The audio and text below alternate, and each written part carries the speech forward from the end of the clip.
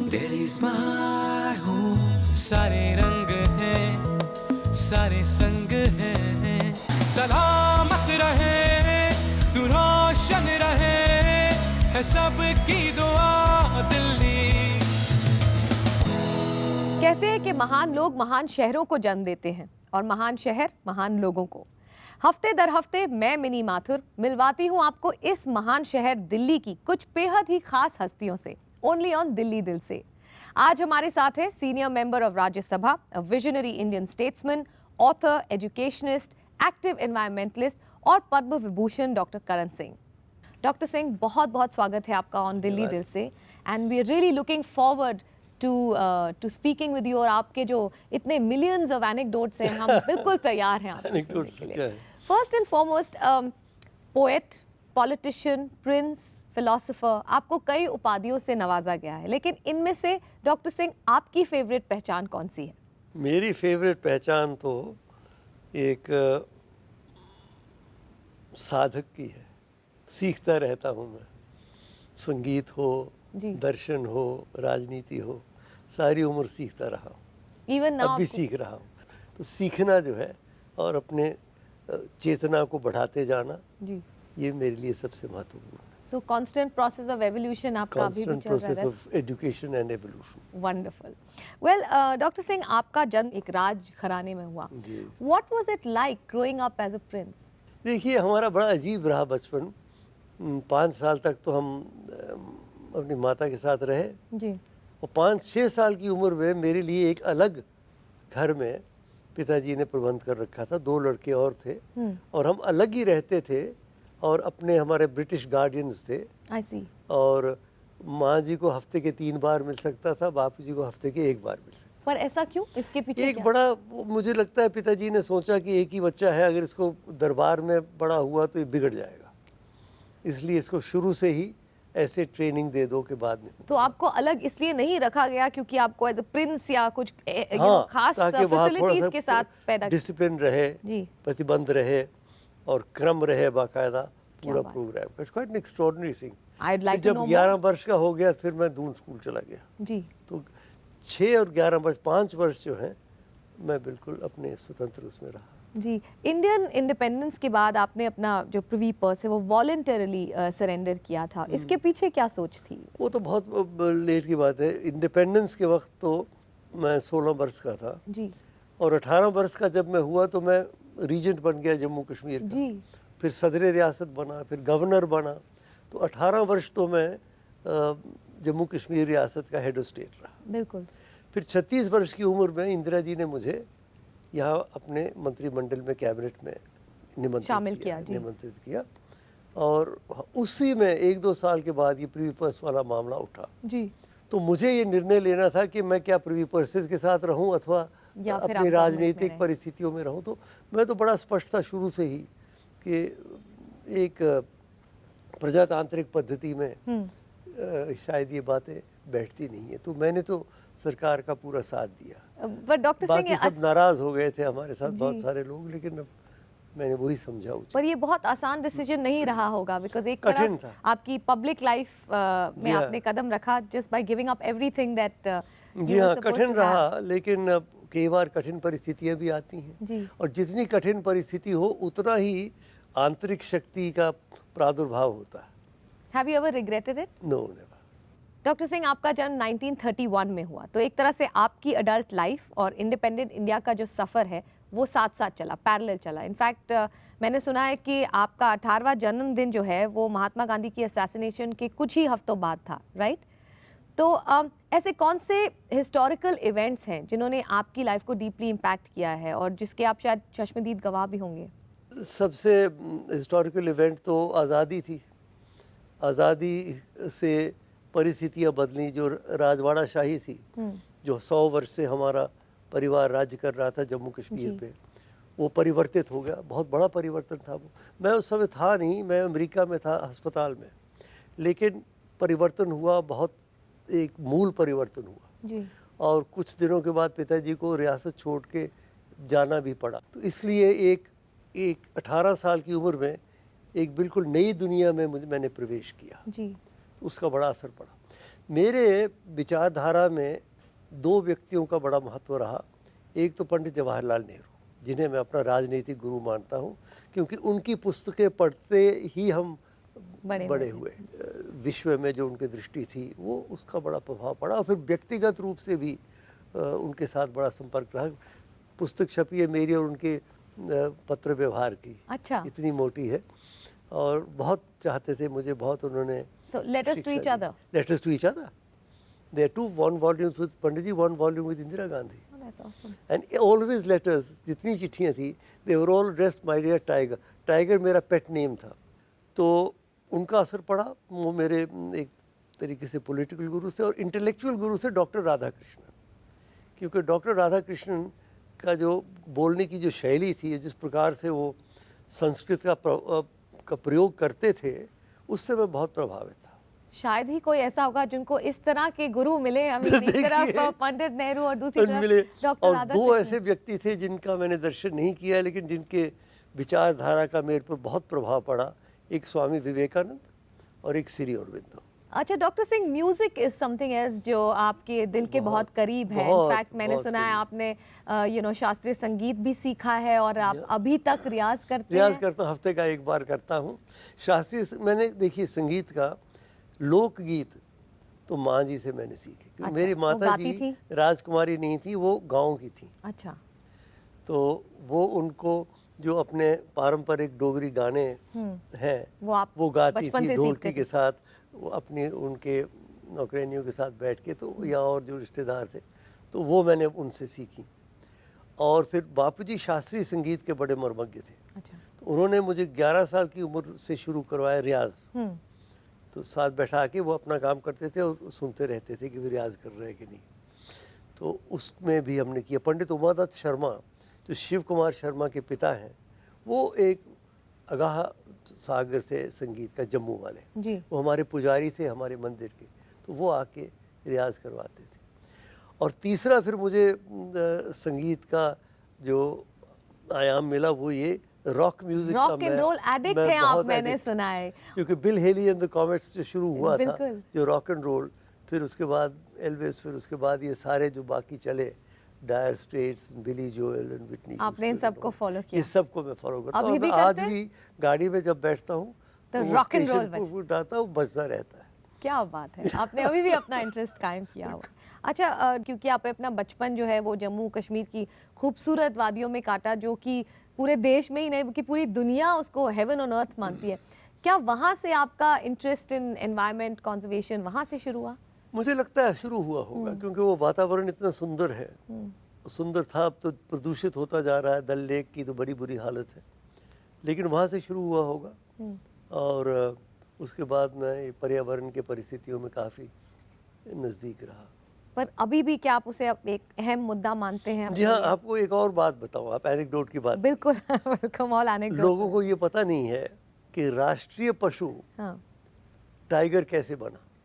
पहले नहीं था, पहले हमारा राष्ट्रीय पशु लायन था, सिंह, जो हमारे अशोका लायन थे। या हमारे अशोक। तो मुझे इंदिरा जी ने एक दिन कहा कि भाई तुम ये Indian Board for wild life की अध्यक्षता ले लो, कोई वहाँ ठीक नहीं चल रहा है। तो मैंने मान लिया।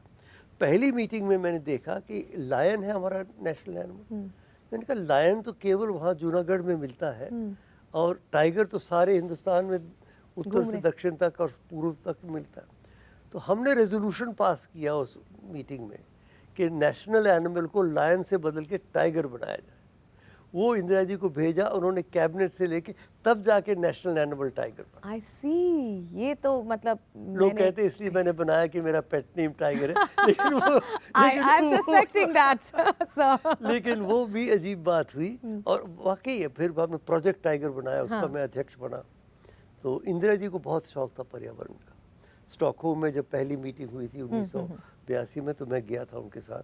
Well, doctor Karan Singh People's Commission on Environment and Development और ग्रीन क्रॉस इंटरनेशनल जैसी संस्थाओं से जुड़े हुए हैं, और ये Indian Board for Wildlife के चेयरमैन रह चुके हैं, एज वेल एज जैसे कि उन्होंने कहा the project tiger steering committee, जो कि दुनिया भर के सबसे सक्सेसफुल कंजर्वेशन प्रोजेक्ट्स में गिना जाता है। Is that right? तो आपने काफी काम किया इसके तहत। बीच में कुछ डाउन गया, लेकिन है बड़ा इम्पोर्टेंट। आपको क्या लगता है इस वक्त, what are the biggest challenges to the environment as we stand today? एक तो ये है कि जनसंख्या बढ़ती चली जा रही है, तो जनसंख्या बढ़ने से फॉसिल फ्यूल्स जो है वो उनके एमिनेशन बढ़ रहे हैं और जंगल कटते जा रहे थे। अब कुछ प्रतिबंध लगाया है, लेकिन आज़ादी के इमीडिएटली बाद बहुत सारे जंगल कट गए थे और उससे बड़ी तबाही होती है, क्योंकि जंगल से ही हमारा वातावरण बचा हुआ है। जी। वृक्षों से, वृक्ष जो हैं वो लकड़ी के लिए नहीं, उससे पानी आता है, वर्षा होती है। जब वृक्ष कट जाए तो वर्षा ही नहीं होती, और वर्षा होती भी तो सारी बह जाती है ज़मीन और रेगिस्तान बन जाता है। तो वो है। अच्छा, ये जो बड़े डैम्स हैं जी। गंगा पे, इनका लाभ भी है लेकिन इनकी चुनौती भी है, क्योंकि गंगा धीरे धीरे घटती प्रदूषित होती अभी तक तो ये ऐसा है कि कुछ डैम्स उन्होंने लकीली बंद कर दिए, नहीं तो उन डैम से तो गंगा ही गायब हो जानी थी, दरिया ही गायब हो जाना था। तो देखिए, जो जिस नदी का नाम हज़ारों वर्ष से हमारी संस्कृति से जुड़ा हुआ है उसमें, और यमुना जो भी है हमारी, जो दिल्ली वाली है, दिल्ली से गुजरती है, उसकी बड़ी दुर्दशा है। गंगा में फिर कुछ प्रवाह है, यमुना तो बिल्कुल ऐसे लगने लगा जैसे कोई सीवर हो। जी। तो ये बहुत चिंताजनक बात है। तो आपके हिसाब से ये सबसे बड़ी चुनौतियां हैं जो यही इसके बड़ी बारे में हमें चुनौती कुछ करना है प्लीज। अच्छा, पॉलिटिक्स, एजुकेशन, एनवायरनमेंट के अलावा आप हिंदुइज्म को भी बहुत डीपली फॉलो करते हैं। इनफैक्ट ये जो इंटरफेथ मूवमेंट है, इससे आप बहुत क्लोजली जुड़े हुए हैं। इसके बारे में कुछ बताइए about the interfaith movement. Interfaith movement का मूल मंत्र ऋग्वेद का वाक्य है, एकम सत विप्रहा बहुधा वदंती। सच्चाई एक है, उसे समझने के, अभिव्यक्त करने के अलग अलग मार्ग हैं। ये एक मूल हमारा दर्शन रहा है। हमने ये कभी नहीं कहा कि हमारा ही मार्ग ठीक है, हमने कहा कि बहुत सारे मार्ग भगवत प्राप्ति के लिए हैं, और वही इंटरफेथ मूवमेंट है। इंटरफेथ मूवमेंट का अर्थ ये है कि अलग अलग धर्म के लोग बैठें और एक दूसरे का सम्मान करें। मैं कह सकता हूँ मेरे लिए मेरा मार्ग सबसे अच्छा है, लेकिन आप नहीं मेरे मार्ग पे चल रहे हैं तो आपको मारा जा सकता है, उड़ाया जा सकता है, तंग किया जा सकता है। वो आज के युग में सही नहीं है। इसलिए इंटरफेथ मूवमेंट जो 1893 में शुरू हुआ था, शिकागो की, जहाँ विवेकानंद जी पहुँचे थे, वहाँ से लेके पिछले शताब्दी में बहुत सारी संस्थाएं बनी। मैं भी उसका अध्यक्ष हूँ, एक दो का, बहुत सारी मीटिंग्स हुई। अभी तक दुर्भाग्य से हम देखते हैं कि कई स्थानों में अभी रूढ़िवाद और फंडामेंटलिज्म जो है, फैनेटिसिज्म वो चल रहा है, क्योंकि भगवान के ऊपर किसी एक धर्म का अधिकार नहीं माना जा सकता। जी। हम कैसे मान सकते हैं? Well, education has also been a lifelong interest with Dr. Singh, और ये बनारस हिंदू यूनिवर्सिटी, जम्मू कश्मीर यूनिवर्सिटी और जवाहरलाल नेहरू यूनिवर्सिटी के चांसलर भी रह चुके हैं। Doctor Singh, education is just a lot more than literacy. तो ये जो एजुकेशन का कॉन्सेप्ट है, इसके बारे में आपने भी काफ़ी लिखा है, काफ़ी पब्लिश किया है।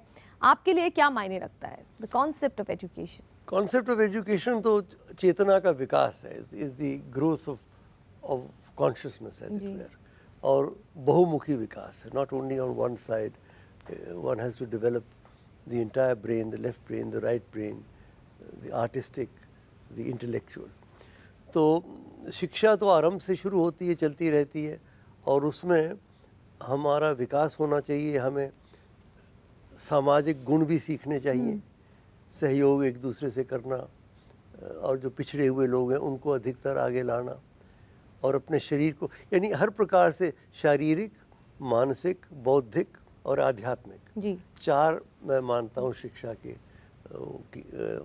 आयाम हैं।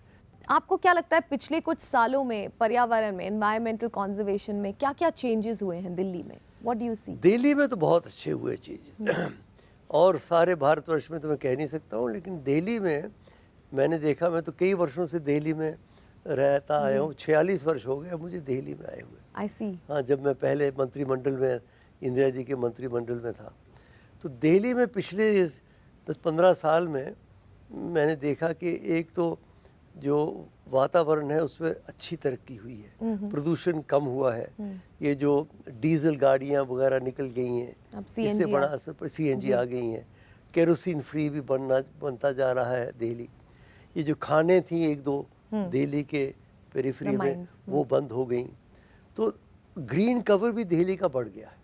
20% हो गया अब तो। 20% हो गया है क्या? 20% बहुत बड़ी बात green है, cover, जी। क्योंकि मुझे लगता है कोई और राजधानी नहीं होगी दुनिया में जो इतनी ग्रीन हो, जिसमें इतने वृक्ष हों जितने दिल्ली में। जी। तो वृक्षों का बहुत बड़ा महत्व होता है वातावरण में। तो दिल्ली में तो मैं समझता हूँ बहुत अच्छा कार्य हुआ है वातावरण जी। को बढ़ाने के और लिए। स्पैरो को भी वापस हाँ, नेशनल चिड़िया जिसे कहते थे बचपन में, चिड़िया भी गायब हो गई थी। जी। अब काश के बड़े शहर जो दूसरे हैं वो भी दिल्ली की तरह पनपे तो बहुत अच्छा होता, लेकिन दिल्ली एक मापदंड है देश के लिए। जी। अच्छा, ये जो खाद्य सुरक्षा है, फूड सिक्योरिटी, ये भी एक बहुत ही बेसिक ह्यूमन राइट है। बहुत तो बड़ी बात। इसमें दिल्ली सरकार की उपलब्धियां क्या हैं? दिल्ली सरकार ने इसमें बहुत सारी बातें की। अन्नश्री उन्होंने अभियान चलाया है, आपकी रसोई है, और इस प्रकार की चीज़ें उन्होंने बहुत सारे ऐसे कार्य किए जो गरीब लोग हैं, जो नहीं कुछ स्वयं कर सकते हैं, उनके लिए बहुत बड़ी उपलब्धि है ये। जी। और मैंने देखे कुछ पढ़ा था मैंने कि दिल्ली सरकार कई क्षेत्रों में और कई लाखों लोगों तक ये पहुंचा रही है। एग्जैक्टली, मैंने भी अनुश्री योजना के बारे में पढ़ा है, और इसमें परिवार की सीनियर मोस्ट महिला मेंबर के बैंक अकाउंट में 600 रुपये ट्रांसफ़र किए जाते हैं, which she can use for food security.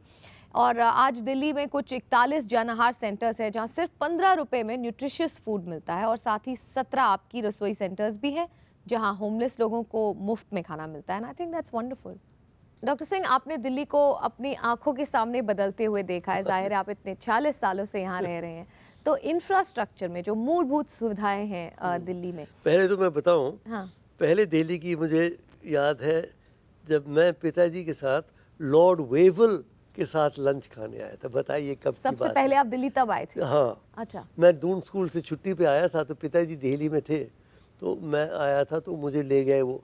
ये 1945 या 44 की बात है, 44 की बात होगी। ओह माय गॉड, तब तो आप राष्ट्रपति भवन को पहली बार देखा जो उस वक्त गवर्नर साहब। लेकिन ये जो आप पूछ रहे थे इंफ्रास्ट्रक्चर के बारे में, जी। ये 15 वर्ष में तो नई दिल्ली जो है उसका तो कायाकल्प हो गया, कोई शक नहीं। सड़कें बन गई, फ्लाईओवर्स बन गए, मेट्रो हमारा एक वर्ल्ड क्लास मेट्रो बन गया, और बड़ी सुविधाएं हो गई है दिल्ली में। तो दिल्ली जो न्यू दिल्ली है, न्यू दिल्ली और कॉमनवेल्थ गेम्स जब हुए ख़ास तौर पे, उसमें बहुत सारे नई चीज़ें बन गई, डेवलपमेंट हो गया और उद्धार फिर से हो गया बहुत सी स्थानों का। तो दिल्ली में तो बहुत कुछ हुआ है, बड़े एक गौरव की बात है, गर्व की बात है दिल्ली। जी।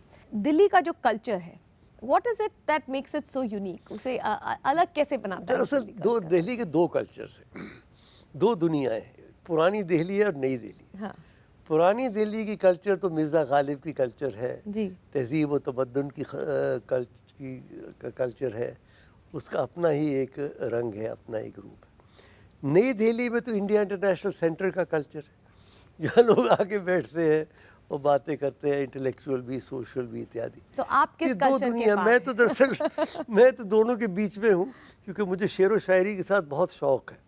तुम आए हो न शबे इंतज़ार गुजरी है, तलाश में है सहर बार बार गुजरी है, जनू में जितनी भी गुजरी बकार गुजरी है, अगरचे दिल पे खराबी हज़ार गुजरी। तो मुझे गज़लों का बहुत शौक़ है। जब हम दिल्ली के इतिहास और कल्चर की बात करें, ऐसी कौन सी जगहें हैं जहां आप जाते हैं दिल्ली की आर्ट और कल्चर को महसूस करने के लिए, to really imbibe what Delhi? एक तो अपना हमने आज़ाद भवन में ही, ICCR में ही एक आर्ट गैलरी खोल रखी है, एक थिएटर बनाया हुआ हॉल खोल रखा है, तो वहाँ कार्य होता है। हैबिटेट सेंटर में बहुत सारे अच्छे होते हैं, एक त्रिवेणी कला संगम बनी है, वहाँ बहुत अच्छे होते हैं। तो जहाँ जहाँ कार्यक्रम होते हैं, कमानी में अच्छे अच्छे कार्यक्रम होते हैं, जहाँ अच्छे कार्यक्रम होते हैं वहाँ हम पहुँच जाते हैं। डॉक्टर सिंह, अब जैसे कि देखा गया है कि दिल्ली में खासकर इतना एक्सेसिबल हो गया है to be a part of its art and culture. कई like music in the park है, या फिर इतने कल्चरल फेस्टिवल्स हैं जहाँ आम आदमी जाके free of cost music in the park बहुत अच्छा है। हमारा जैज फेस्टिवल होता है नेहरू पार्क में, वो भी फ्री होता है। वहाँ आप जरूर बॉय बैंड्स का रॉक फेस्टिवल होता है हर साल, जहां आप तो अध्यक्ष होते जहाँ हैं। अध्यक्ष होता हूँ, और 8 जो हमारे सार्क के देश हैं वहाँ से बैंड्स आते हैं, बॉय बैंड्स यानी यंग बैंड्स, और And they वो perform. बजाते हैं पुराने किले में।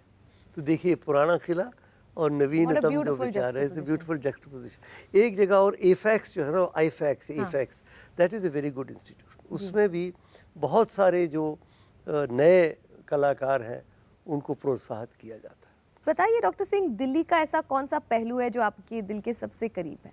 ये जो कला और संस्कृति के कार्यक्रम है, यही सबसे, कोई ख़ास एक जगह नहीं है, लेकिन इंडिया इंटरनेशनल सेंटर का मैं 40 साल लाइफ जी। ट्रस्टी रहा।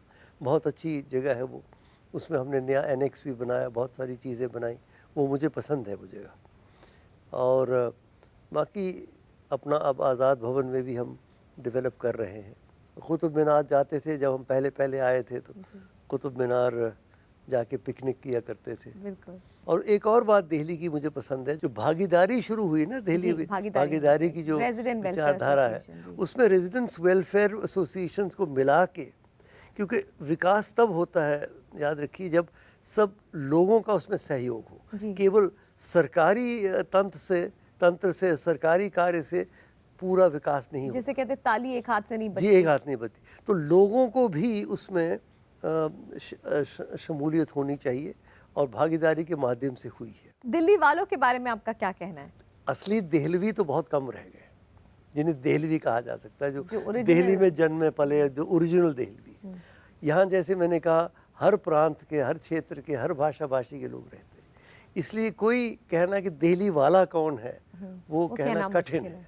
लेकिन जनरली हमने देखा कि दिल्ली के लोग अमन पसंद हैं और कर्टियस हैं और अच्छे हैं। अगर दिल्ली शहर को एक वाक्य में डिस्क्राइब करना हो तो आप कौन सा शब्द यूज करेंगे या कौन सा वाक्य इस्तेमाल करेंगे? तो green capital. There comes the environmentalist in you. और अगर दिल्ली के बारे में अगर कुछ ऐसा होता जो आप बदल पाते तो वो क्या होता?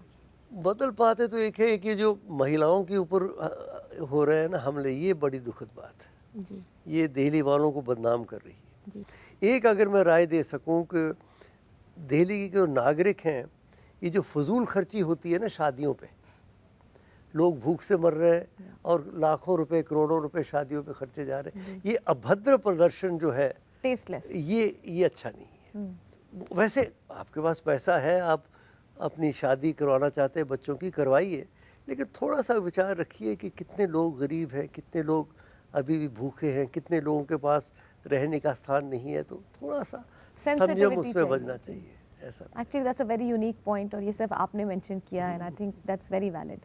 जी वेल, जैसा कि मैंने पहले कहा, a poet, a prince, a philosopher and a politician, doctor Karan Singh की शख्सियत के कई पहलू हैं और आशा है कि आपने भी इन एस्टीम पर्सनालिटी से बातचीत का मज़ा उठाया होगा, जैसे कि मैंने। I can go on and on listening to you talk about your wonderful life, but शुक्रिया बहुत बहुत बहुत डॉक्टर सिंह, आपने बड़ा हमारे अच्छा साथ लगा, बात की बड़ा और अच्छा लगा हमारे साथ दिल्ली के बारे में बात करना। अपने व्यूज़ शेयर किए। Thank you so much. Pleasure. जी वेल, आपसे फिर मुलाकात होगी दिल्ली की एक और दिलचस्प हस्ती के साथ। तब तक के लिए दिल्ली दिल से और मिनी माथुर की तरफ से अलविदा।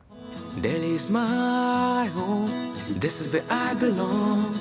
हौसले हम में कुछ कर दिखाने के, रुके ना रुके हम, रुके ना रुके हम, सलामत रहे, तू रोशन रहे, है सबकी दुआ दिल